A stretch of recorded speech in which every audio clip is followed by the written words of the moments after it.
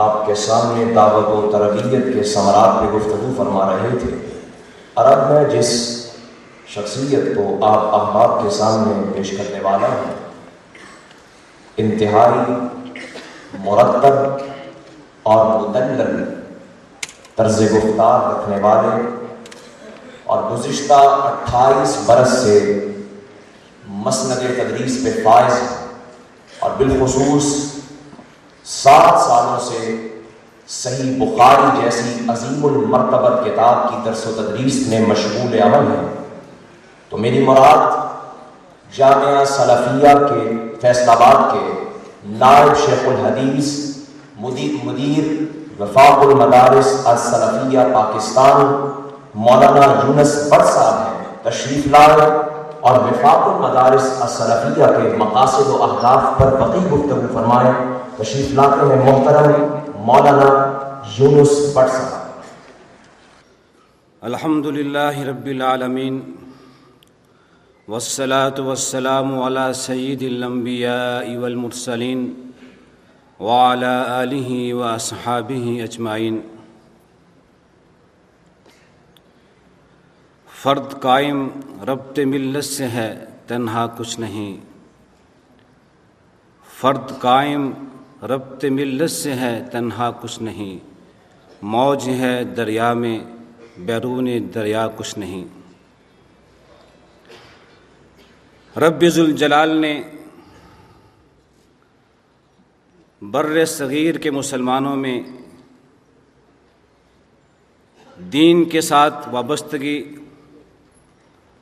اور دین کے لیے مر مٹنے کا جذبہ انتہائی پیدا کیا ہے۔ یہ دین کے ساتھ وابستگی اور دینی جذبہ ہی تھا کہ اس بر صغیر کو ایک اور امتیاز حاصل ہوا کہ اس بر صغیر کے شہر شہر میں محلے محلے میں دین کی اشاعت کرنے والے، دین کی تعلیم دینے والے، قرآن کی تعلیم دینے والے ادارے اور افراد اپنے اپنے کام میں مشغول ہو گئے۔ آج بر صغیر کے مسلمانوں میں جو دین کے ساتھ وابستگی ہے اور یہ دین کے نام پہ باہر نکل آتے ہیں، دین کے نام پہ ان سے جو کام چاہو کروا لو، یہ دینی جذبہ صرف اس وجہ سے ہے کہ اس بر صغیر میں بے شمار دینی مدارس قائم ہوئے۔ محلے محلے میں، شہر شہر میں، جہاں بھی جس مسلمان کے دل میں یہ جذبہ موجزن ہوا، اس نے اپنے گھر میں بیٹھ کر قرآن کی تعلیم کا آغاز کر دیا۔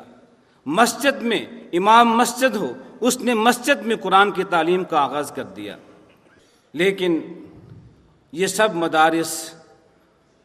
اور یہ سب لوگ جو دین کی خدمت کرنے والے تھے، کسی نظام سے وابستہ نہیں تھے، کسی نظام سے مربوط نہیں تھے۔ ان کی غلطیوں کی اصلاح کرنے والا کوئی نہیں تھا، انہیں کچھ سمجھانے والا کہ اپنے اس انداز کو اس طرح تبدیل کر لو، تمہاری محنتوں کے ثمرات اور بڑھ جائیں گے۔ کسی نظام سے مربوط ہوئے بغیر یہ لوگ دین کا کام کرتے رہے، یہاں تک کہ مسلمان امت کی عورتیں بھی اپنے اپنے گھروں میں بیٹھ کے دین کی تعلیم دیتی تھی۔ لیکن چونکہ ایک نظام سے وابستہ نہیں تھے، اس لیے کہیں دیہاتی لہجے تھے، کہیں اجمی قراتیں تھیں، کوئی غلط ہے، غلط پڑھایا جا رہا ہے، لیکن وہ دینی جذبہ موجود رہا۔ آج کے اس دور میں جب یہ دنیا سمٹ کے گلوبل بن چکی ہے، اس دور کے تقاضوں کے مطابق، نئے دور کے تقاضوں کے مطابق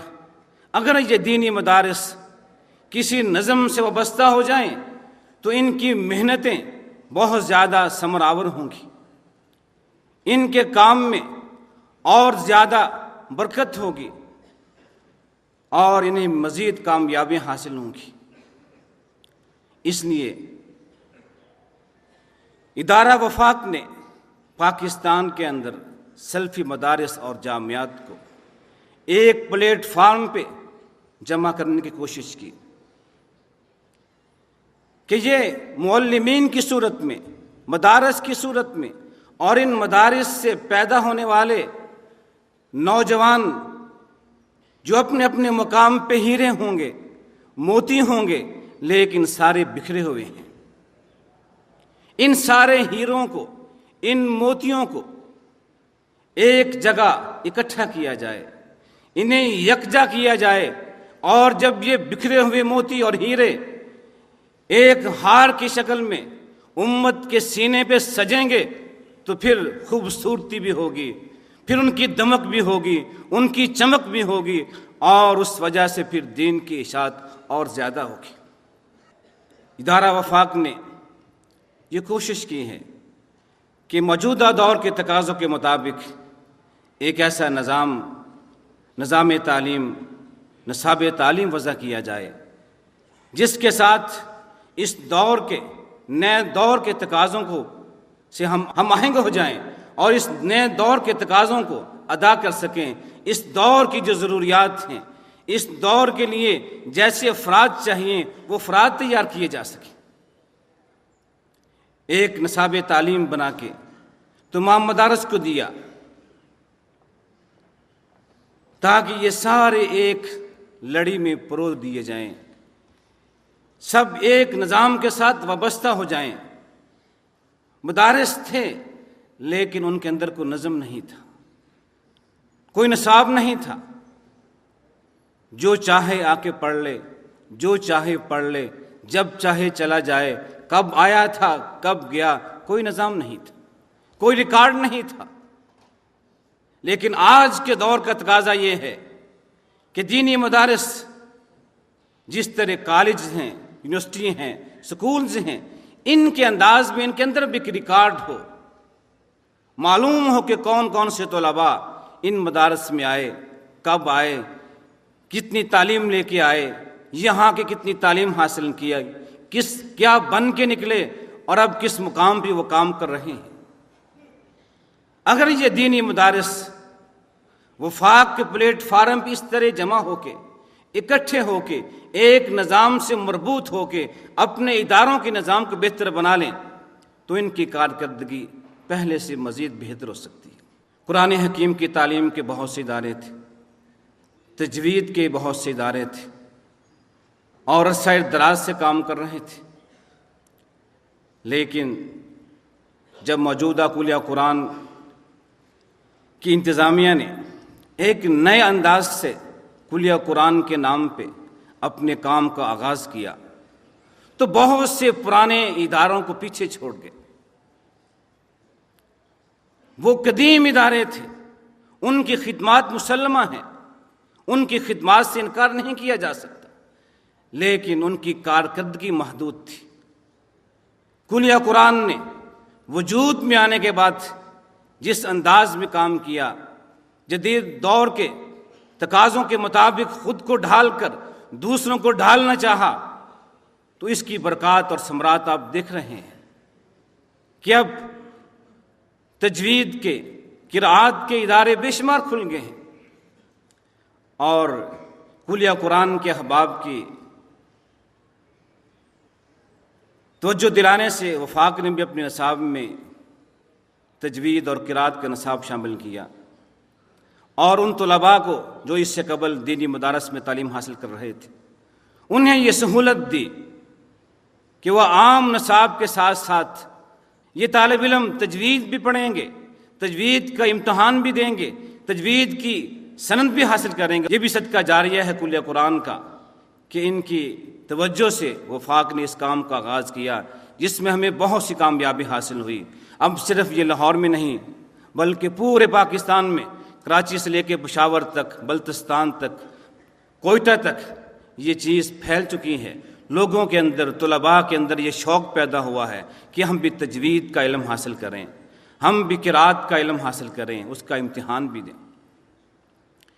تو یہ ادارہ وفاق، اس کا مقصد یہی ہے کہ تمام دینی اداروں کو، تمام سلفی اداروں کو ایک نظام تعلیم میں پرو دیں، ایک نظام کے ساتھ مربوط کر دیں، تاکہ ان کی کارکردگی، ان کی محنت، یہ ثمرآور ہو، اس کے نتائج پہلے سے زیادہ بہتر ہوں۔ اور اگر تمام مدارس مل کر اسی نظریے کے ساتھ کہ ہم محنت تو کرتے ہیں لیکن محنت الگ الگ ہے، لیکن یہ ساری محنت ایک نظام کے ساتھ مربوط ہو کے اگر کی جائے گی تو اس کے ثمرات بہت زیادہ ہوں گے۔ اس کا فائدہ ہر ادارے کو ہوگا، ہر مدرسے کو ہوگا، ہر فرد کو ہوگا۔ آج آپ کے سامنے یہ حفظ کی اسناد لینے والے، تجوید کی اور قرات کی اسناد لینے والے، یہ ہیرے اور موتی ہیں جو آج آپ کے سامنے کلیہ قرآن کی وجہ سے پیش ہوئے ہیں۔ آپ دیکھ رہے ہیں کہ یہ بھی کچھ لوگ ہیں پورے پاکستان سے اکٹھے ہو کے